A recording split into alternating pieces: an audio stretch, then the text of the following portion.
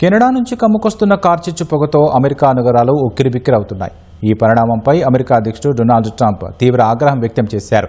కాలుష్యాన్ని అరికట్టకపోతే కెనడాపై కఠిన సుంకాలు విధిస్తామని, పరిహారం కూడా చెల్లించాల్సి ఉంటుందని ఆ దేశ ప్రధాని మార్క్ కార్నీని ట్రంప్ హెచ్చరించారు. కెనడా మధ్య కార్చిచ్చు మంటలు రగులుతున్నాయి. ప్రస్తుతం కెనడా అంతటా వందలాది చోట్ల కార్చిచ్చు ఎగిసిపడుతూ ఉండడంతో ఆ పొగ దక్షిణంగా ప్రయాణించి అమెరికాలోని పలు రాష్ట్రాలకు చేరుకుంటోంది. దీంతో అనేక అమెరికా నగరాల్లో పబ్లిక్ హెల్త్ అలర్ట్ జారీ చేశారు. కెనడాలో 888 చోట్ల కార్చిచ్చు యాక్టివ్గా ఉందని, వాటిలో చాలా వరకు అదుపు తప్పాయని Canadian inter agency forest fire centre తెలిపింది. ఒక్క అంటారియో రాష్ట్రంలోనే 190కి పైగా చోట్ల మంటలు మండుతున్నాయి. ఈ పొగ కారణంగా Minnesota, Michigan, Pennsylvania, Ohio, New York రాష్ట్రాల్లో వాతావరణ పరిస్థితులు దారుణంగా దెబ్బతిన్నాయి. గాలి నాణ్యత సూచీ ప్రకారం ప్రపంచంలోనే అత్యంత దారుణమైన గాలి నాణ్యత ఉన్న నగరంగా డెట్రాయిట్ నిలవగా, ఆ తర్వాతి స్థానాల్లో షికాగో, వాషింగ్టన్ డీసీ, న్యూయార్క్ ఉన్నాయి. కెనడా అడవుల్లో చెలరేగుతున్న మంటల నుంచి వస్తున్న పొగ అమెరికా గాలిని విషతుల్యం చేస్తోందని అమెరికా అధ్యక్షుడు డొనాల్డ్ ట్రంప్ మండిపడ్డారు.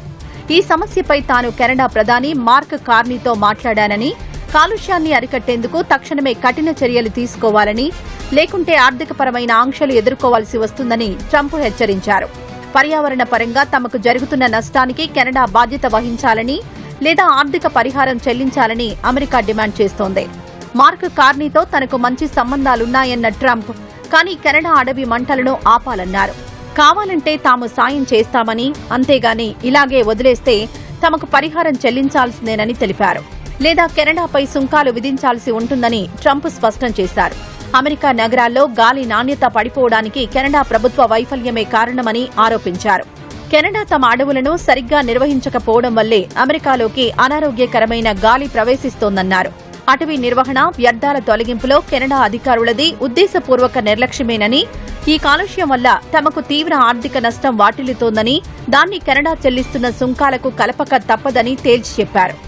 మరోవైపు వాతావరణ మార్పులను ఎదుర్కోవడంలో అమెరికా, కెనడా రెండింటికి సమాన బాధ్యత ఉందని కెనడా ప్రధాని మార్క్ కార్నీ వ్యాఖ్యానించారు. తమ చర్యలను విమర్శించడం మాని అదనపు అగ్నిమాపక సిబ్బందిని, వనరులను పంపి సహాయం చేయాలని అంటారియో ప్రీమియర్ డాగ్ ఫోర్డ్ అమెరికాను కోరారు.